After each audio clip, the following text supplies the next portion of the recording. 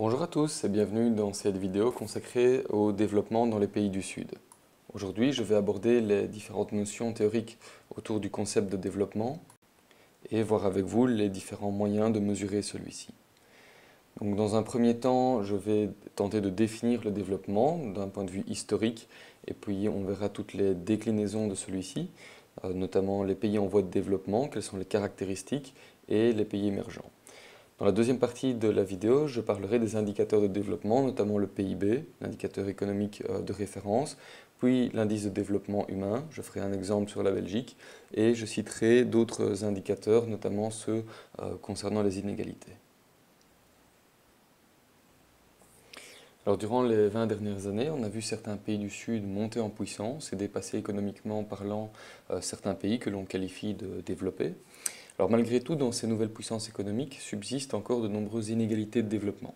Les très riches côtoient les très pauvres, et c'est en quelque sorte l'objet de cette vidéo afin de vous donner une vision moins carrée du processus de développement.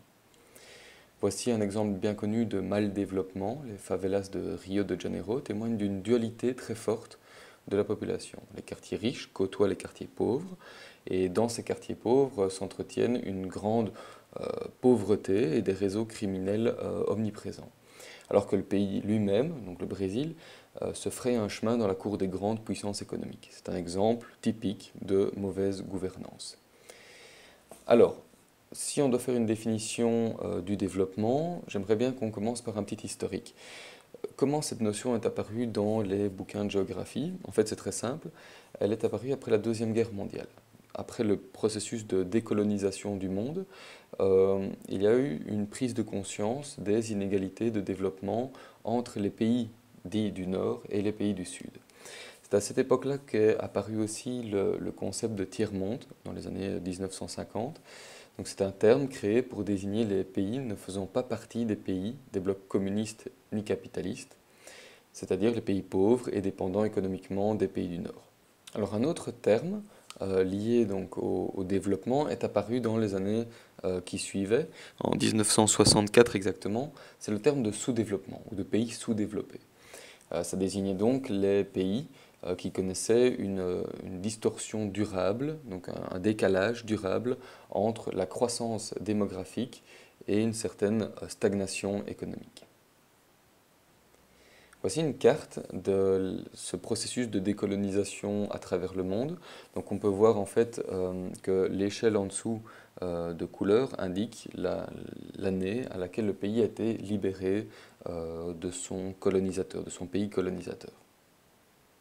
Qu'est-ce qu'on peut observer sur cette carte? Bien, tout d'abord, les premiers pays à avoir pris leur indépendance sont les pays sud-américains.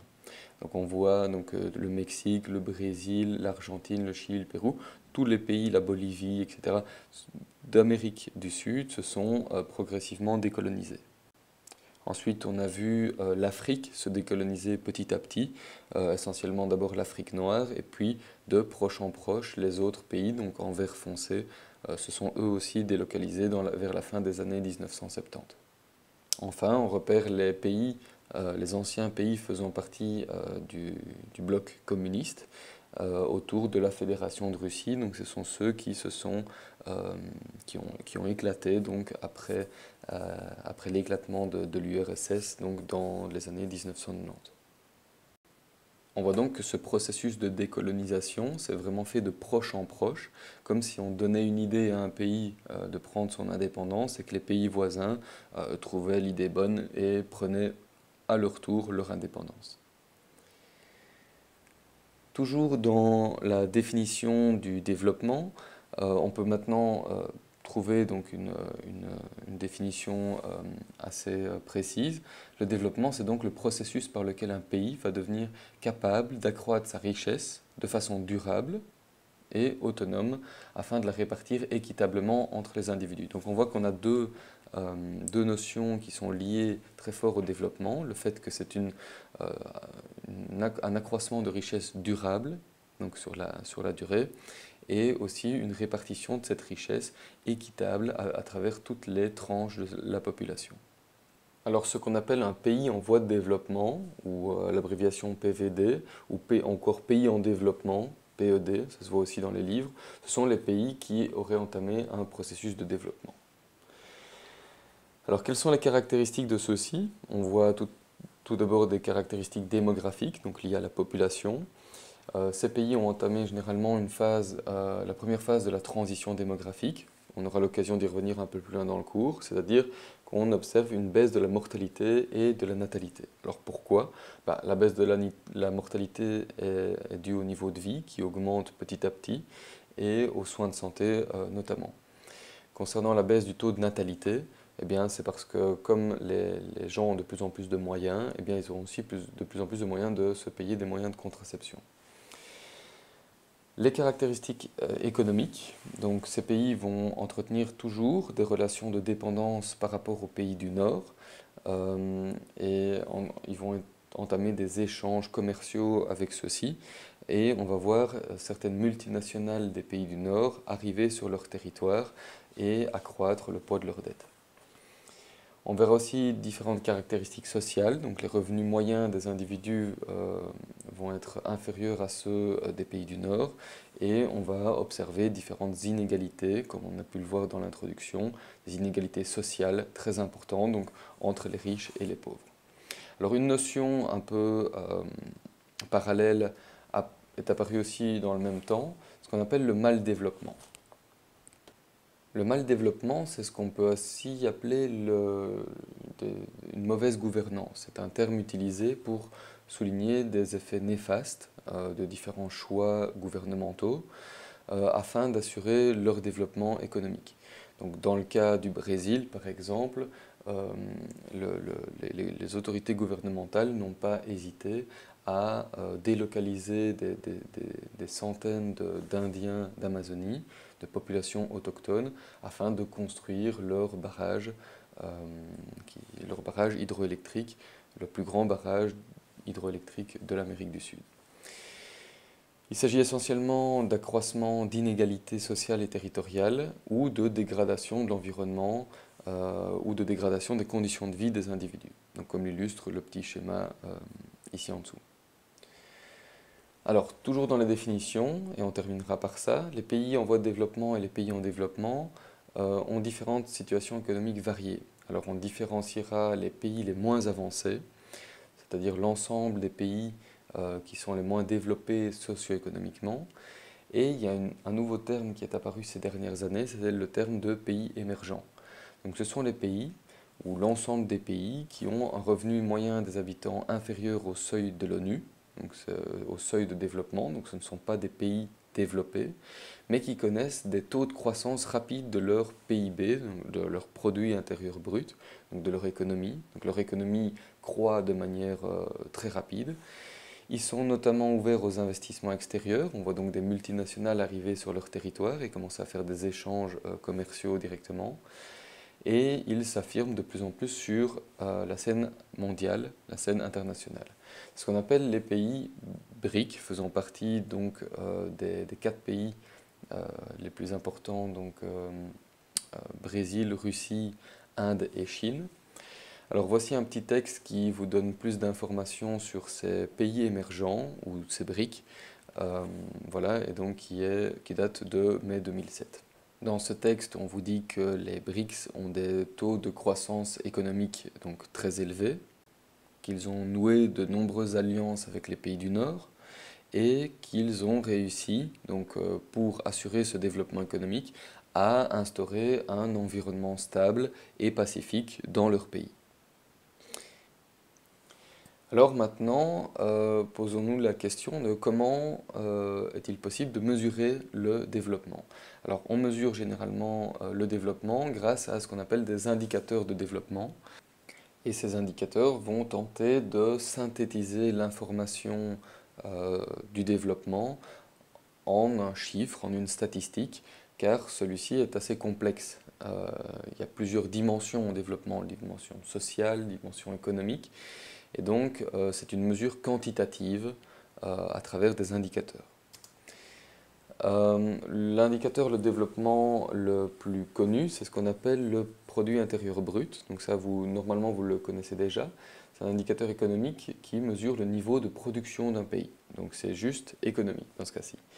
Il est défini comme la valeur totale de la production interne de biens et de services dans un pays donné au cours d'une année donnée.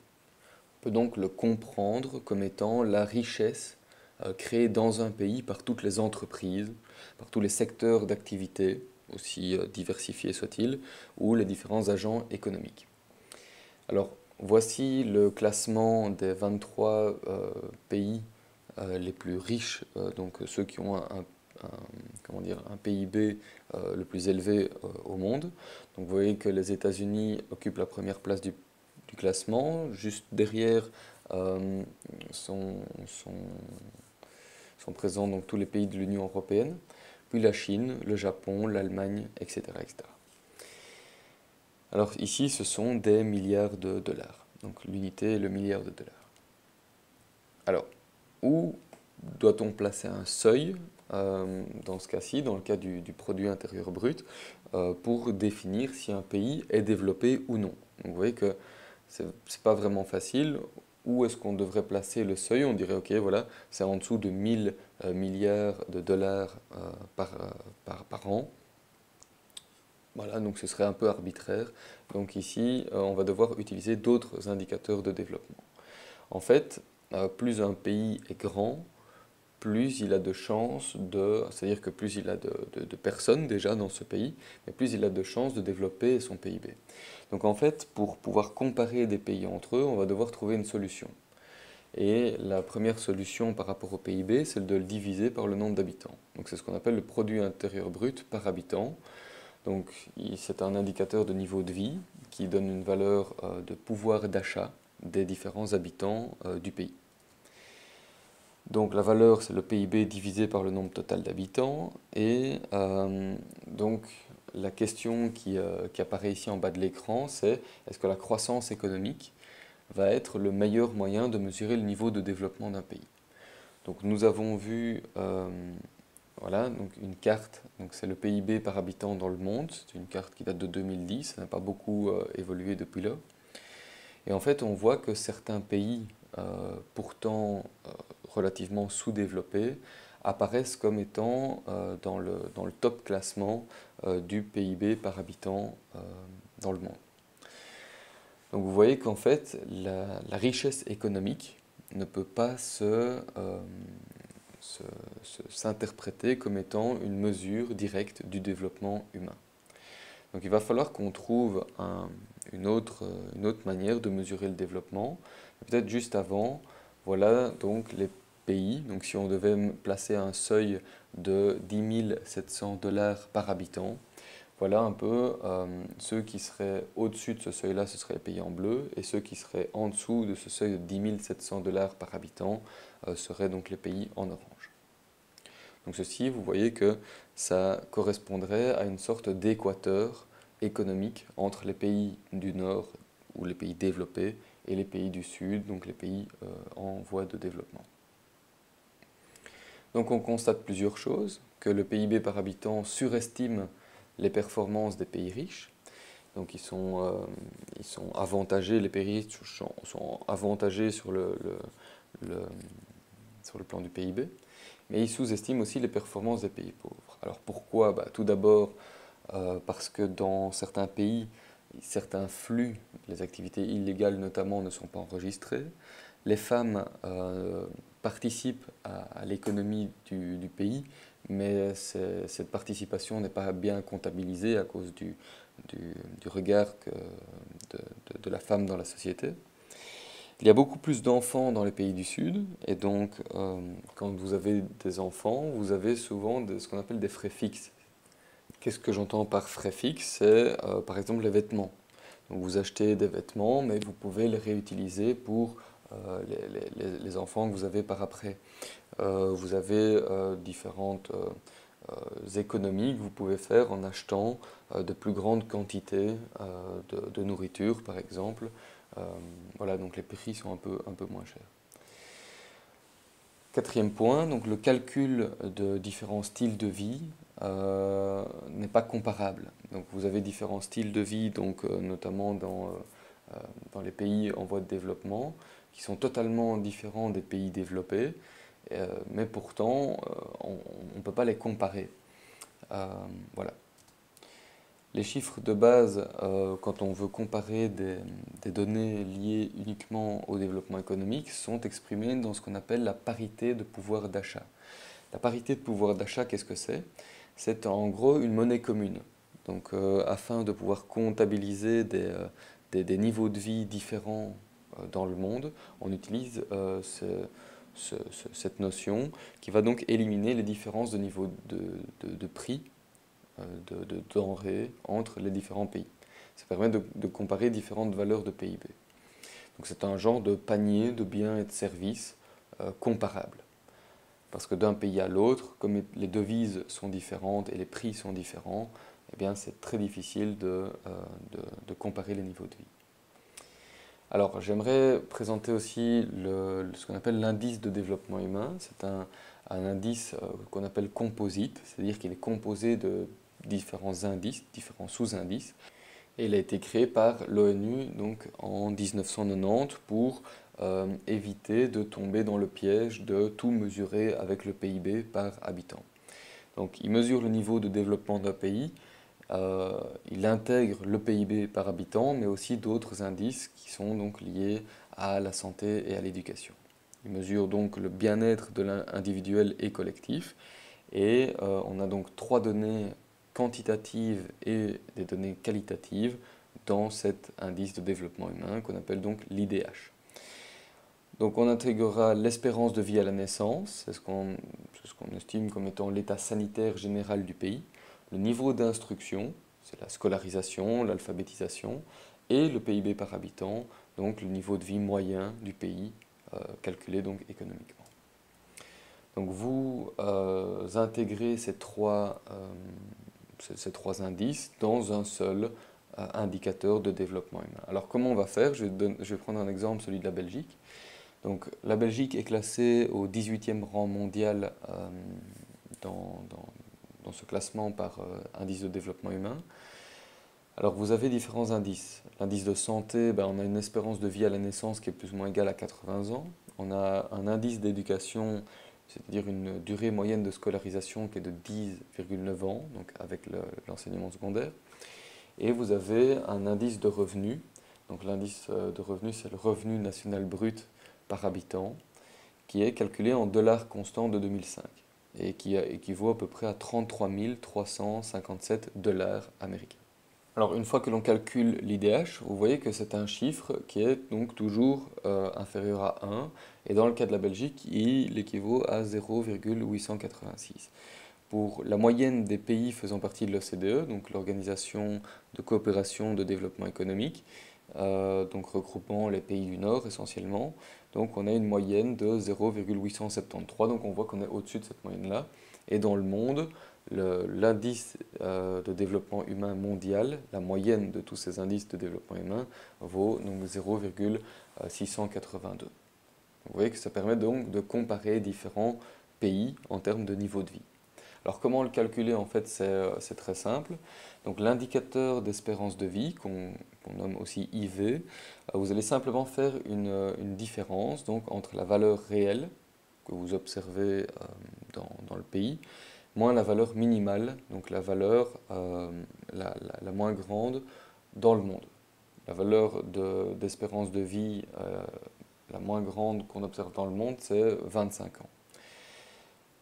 Et on divise ça par la valeur maximale, qui est de 83,4 ans, donc je pense que c'est au Japon, moins la valeur minimale, donc de 25.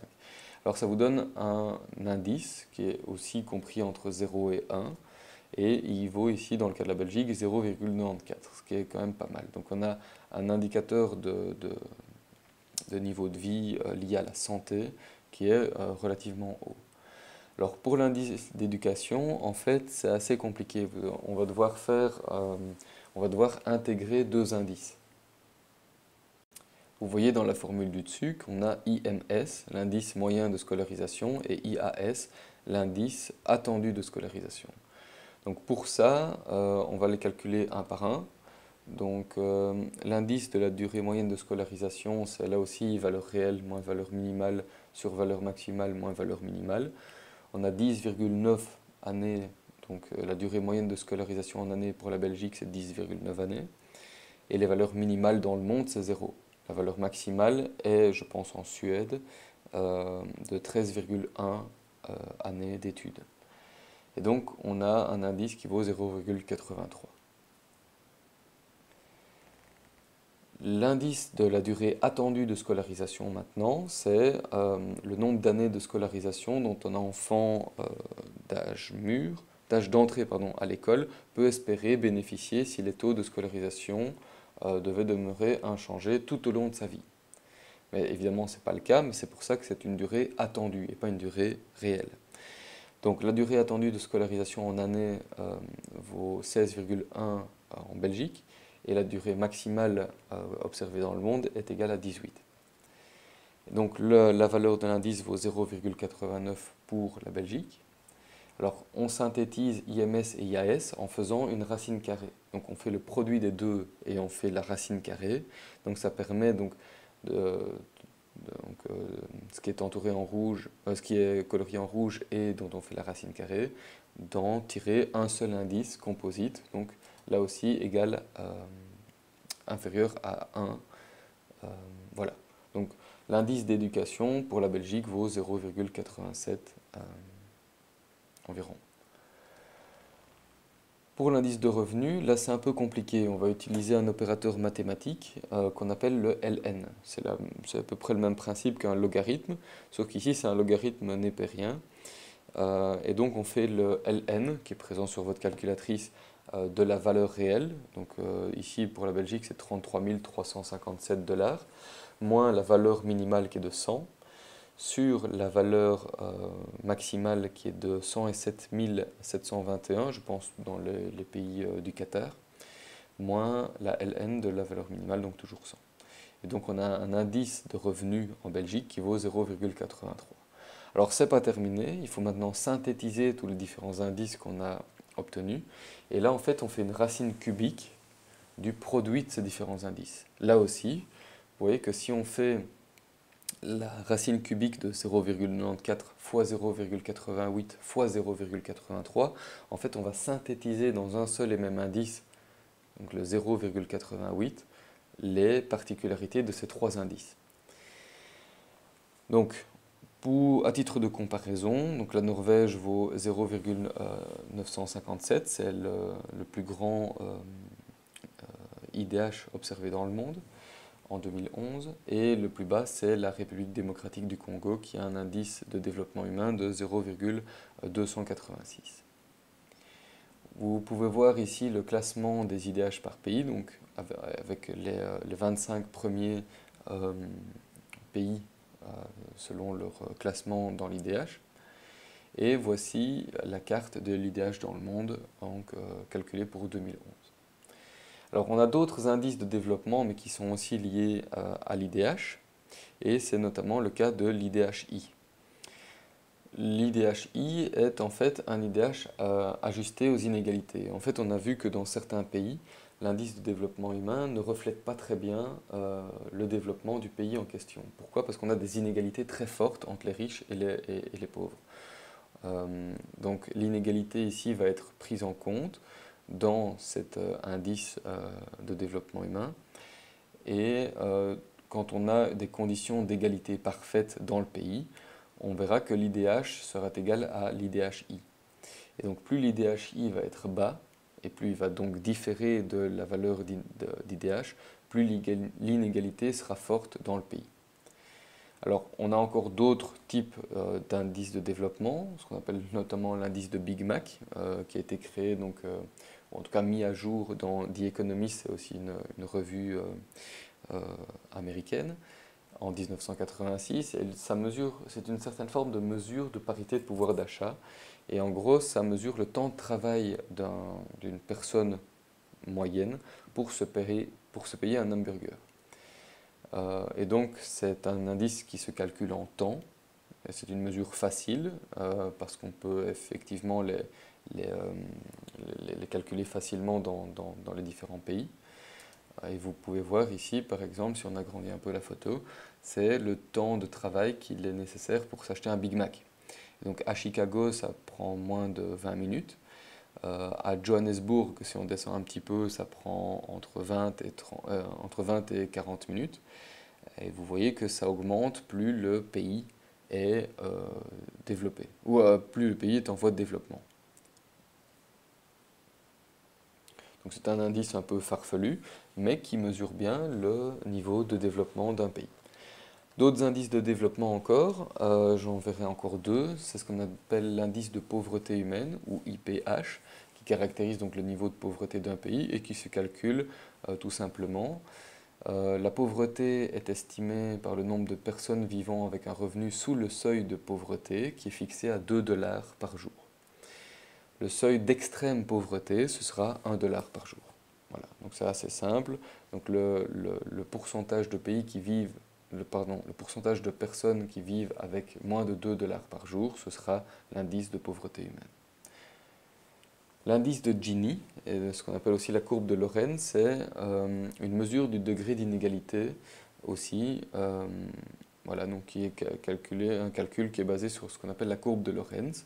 Alors, cette courbe de Lorenz se trace comme ceci. Vous avez donc en Y le revenu, en pourcent donc, du pays, et en Y la population, donc en pourcentage du nombre de la population. Vous avez ici différentes lignes qui ont été tracées en verte, par exemple. La courbe rouge représente ici 25% de la population possède 10% des revenus, ou 60% de la population possède 25% des revenus. Vous voyez que c'est une courbe qui est un peu creusée quand même. Donc on voit que la moitié de la population, plus de la moitié de la population, donc 60% de la population, ne possède que un quart des richesses du pays. Donc on voit que c'est une situation qui est quand même assez inégalitaire. Plus les pays se rapprochent de la ligne bleue, plus l'égalité sera, plus le pays sera égalitaire, quoi, en gros. Donc la mesure d'inégalité, c'est en fait la surface entre les deux courbes. Voilà, tout simplement. Et c'est ça qui est calculé par le coefficient de Gini. La courbe de Lorenz, c'est juste la courbe que l'on trace en rouge, et le coefficient de Gini, c'est la surface sous la courbe. Elle vaudra 1 quand tout le triangle, donc entre la ligne d'équité et le 100% de population, sera donc colorié en rouge. Donc deux exemples ici. Le Brésil a la courbe rouge et la Norvège, qui est un des pays les plus équitables au monde, a la courbe ici en noir. Donc c'est un indice qui varie, comme je vous l'ai dit, de 0 à 1, 0 étant la ligne d'équité et 1 l'inégalité parfaite, donc avec une courbe très creusée. Voilà donc la mesure sur une carte de l'indice de Gini, donc qui vous montre voilà, l'inégalité dans les différents pays du monde. Les pays égalitaires étant en vert et les pays inégalitaires étant en rouge. Donc voilà qui clôture cette vidéo sur le développement et le calcul de ces différents indices. J'espère que j'ai été assez clair tout au long de cette vidéo. N'hésitez pas à me poser des questions soit en classe, soit par email ou soit sur le forum de discussion, donc sur le site de l'école. Un tout grand merci et à la prochaine.